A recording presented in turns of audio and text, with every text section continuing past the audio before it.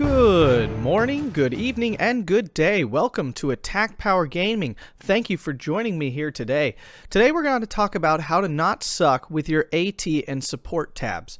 Now I consider these two weapons to be two sides of the same coin. They fill similar roles for two different scenarios. So we're going to hop right in here. Doesn't really matter which division we choose. Most divisions have a good mix of them. We'll go with the 20th Panzer here. All right.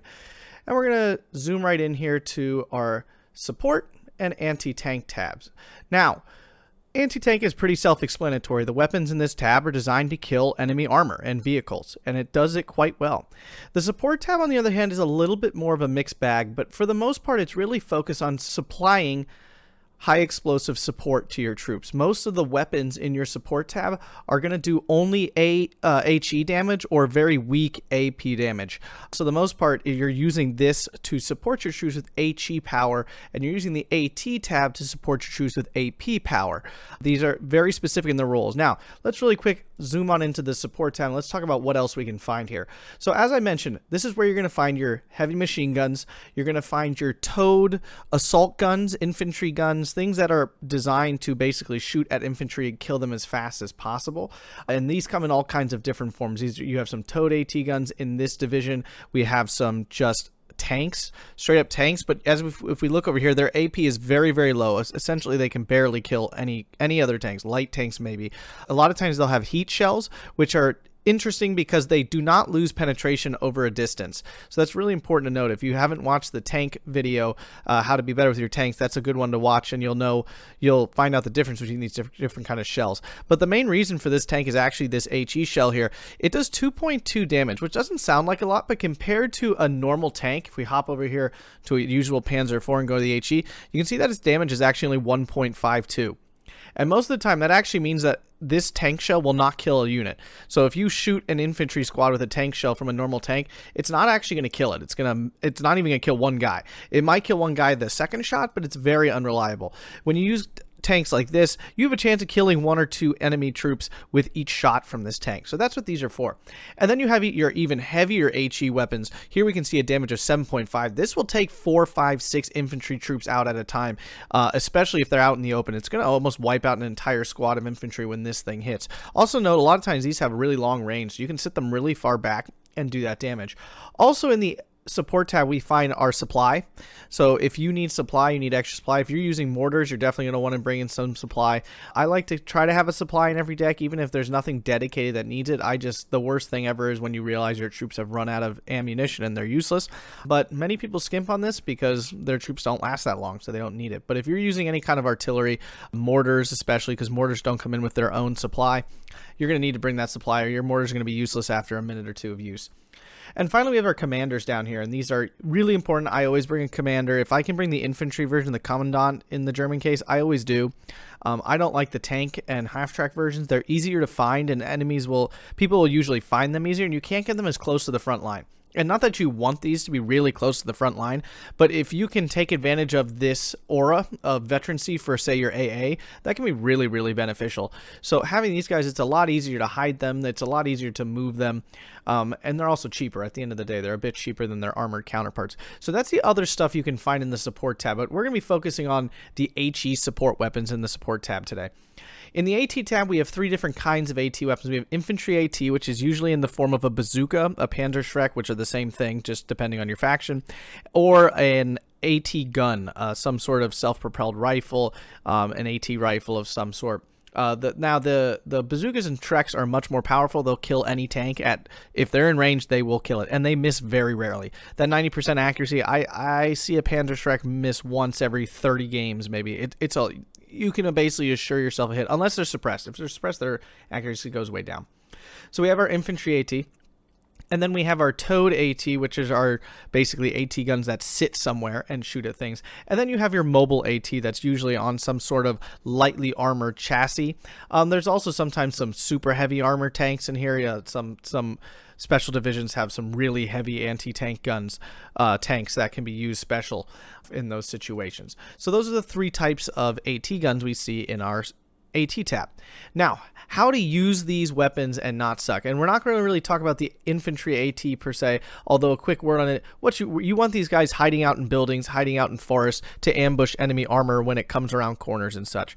You certainly do not want these guys sitting out. One thing to know, AT weapons, infantry squads, excuse me, these 2-man squads, even the 6-man ones, do not affect the front line. So that's why they're really useful for sneaking in to take out enemy armor, because they don't affect the front line. So it's very easy to sneak these guys around. That does not apply to the rest of your AT. Toad AT and things, these do affect the front line. So you can't sneak these guys around per se. They can certainly hide in forests though. So that's what I'm going to mention on infantry AT. I always like to bring it. Very useful, very versatile, and it'll make your opponent play a lot differently when they know these guys are around. In terms of talking about Toad AT and Toad support weapons, okay, because that's what we're going to focus on here, because that's going to be the bread and butter of your support and AT tab. And this even includes your MG42s, because really at the end of the day, these are essentially the same as a Toad weapon. They don't move very fast. Advice number 1. Do not sit these guys out in the open. That is not where they are. That is not what they're designed to do. They are designed to be put into a forest. For MGs, put them into a house, whatever. And they are meant to ambush enemy tanks or shoot them when they come into an effective distance. So say you have an enemy heavy tank and you know they're going to be moving them forward. You can put a Pack 40 in the forest and then have it actually hold fire until it gets close enough that you know your APCR shells or your AP shells are going to be really effective. Just a reminder that APCR shells, while having a much higher penetration value, they only do 4 damage, which means it takes 3 hits to destroy a medium or heavy tank, which is a really important thing to remember. Also, their range is shorter than the AP shell, and also the penetration drops off much more quickly. So say at 1,000 meter range, the actual penetration for an APCR shell is probably somewhere around 170 meters, while at a 1,000 meter range for an AP shell, the drop off is maybe only 5 to 10 meters instead. So that's really important to understand about your AP shells in your AT guns. So that's the biggest thing I see people do. Now, once in a while, certainly, I will sit in an AT gun, say, in a town so that it can overlook a road all the way down the road to stop enemy reinforcements. To me, that's worth the risk, because if you can catch even 1 or 2 trucks coming down the road with your AT gun, that's a lot of points. So that's one of the few situations where I think it's a good way to sit an AT gun in a not covered area. When you can get a really good sight line on a road or something and catch a lot of enemy troops out, that's a great strategy. That's a great thing to do. But most of the time when you sit an AT gun out, okay, or a support gun, it doesn't matter, they are going to either get bombed or they're going to get artilleried. And that's it. A plane's going to fly right over and boom, they'll be dead. You want to be able to hide these guys in the woods. And truthfully, after they reveal themselves, unless you have them in a great position, and this is a lot of micromanagement, but you kind of want to move them. If you leave them sitting in the same spot, the opponent's not going to drive any troops near them, and they're eventually going to come around to bombing them or artillerying them or sneaking some sort of infantry unit to go kill them. Note that these AT guns, while they do have HE abilities, and they can do a rather good amount of damage to infantry, that is not what they're for. If infantry get in range of these guys, they're going to kill them rather quickly, and these guys are not able to fight back. On the other hand, support guns and stuff absolutely can. So if you have this IG-18, which I don't suggest taking these days, this is not a very strong gun anymore. Used to be very effective. Nowadays, it's really not very good. But the fact is that these HE shells are, and the fact that it's firing 12 rounds a minute, this will do a lot of damage to an infantry squad. So this is a good unit to use. Now, if you have the IG-33, which is the bigger version of this, that's a great unit to use. It's actually the same gun as the grill here. That's this same weapon, so it can wipe out infantry squads very effectively. Really heavy support guns like that can be really, really effective to use. So be aware of that. So that's the biggest thing with these, is not leaving them out in the open to be killed by enemy troops. All right, displace the units after they're used. So in other words, move them once they are used, so that you can keep them alive and keep them effective, and firing at enemy troops at ranges that are effective for them. So AT guns are honestly the most common thing I use effective fire on, which means it'll hold fire until a certain threshold of penetration. So if you don't want this guy to shoot until there's a 40% chance that it's going to penetrate, you can click that. You have to set it up in the options, but you can set it up that you want that button to tell your troops to hold fire until their chance of penetrating is whatever percent you want that to be. And that way these guys will hold fire, and they won't be firing at tanks that they only have a 10% chance of piercing. And that's especially for lighter AT. I love a nice little light AT gun. They're very cheap. You can put them all over the place. They can snipe transports. Very, very useful. Not necessarily for killing tanks per se, but it's more for killing just any sort of light vehicles.